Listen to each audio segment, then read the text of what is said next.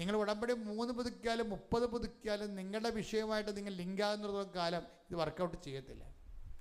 ഉടമ്പടി എന്ന് പറയുന്നത് it's bilateral agreement between you and God.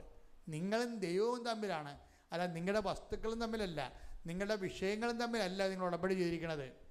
ഗതികേട് കൊണ്ടും വിവരമില്ലായ്മ കൊണ്ടും നിങ്ങൾ ദൈവാനുഗ്രഹത്തെ അളക്കണത് നിങ്ങൾ കിട്ടിയിരിക്കുന്ന ആനുകൂല്യത്തിൻ്റെ അടിസ്ഥാനത്തിലാണ്.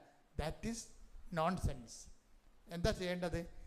നിങ്ങൾ ഈ ഉടമ്പടി എന്ന് പറയുന്ന സാധ്യത, ദൈവം തുറന്നിട്ടിരിക്കുന്ന സാധ്യതയിലൂടെ ദൈവത്തിൻ്റെ മുമ്പിൽ എൻ്റെ നിർമ്മലനാകാൻ വേണ്ടി നിങ്ങൾ ശ്രമിക്കണം.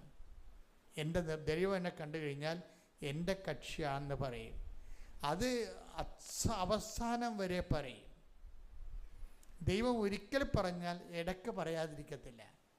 ഏതെങ്കിലും ഒരു കാലത്ത് നീ ഏറ്റവും നിലവാരമുള്ള ഒരു ദൈവസ്നേഹം കീപ്പ് ചെയ്തിട്ടുണ്ടെങ്കിൽ ദൈവവേദന പിന്നീട് നീ ഇത്തിരി കുറഞ്ഞു പോയാലും ദൈവം പരിഭവപ്പെടും എന്ന് പറയാൻ നിനക്ക് മുമ്പുണ്ടായിരുന്ന സ്നേഹം ഇന്ന് വെളിപാട് 2:4 എങ്കിലും നിനക്കെതിരെ എനിക്കൊന്ന് പറയാനുണ്ട്.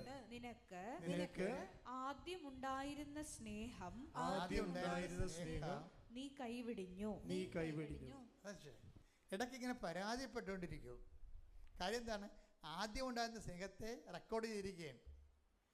അത് ദൈവം. അപ്പം നമ്മുടെ മുമ്പിലുള്ളൊരു വിഷയം എന്താണെന്നറിയോ? നിങ്ങളൊരു നല്ല കണ്ണും കാണാപ്പഴ ചെയ്യും കേൾക്കാം ജീവിക്കുകയും ചെയ്യാം ഉള്ള കാലത്ത്, നല്ല കാലത്ത് നല്ല റെക്കോർഡ് ഇടാൻ നോക്കണം. അതാണ് നമ്മുടെ ഉടമ്പടി. നിങ്ങൾ ലക്ഷ്യം വെക്കേണ്ടത് അതാണ്.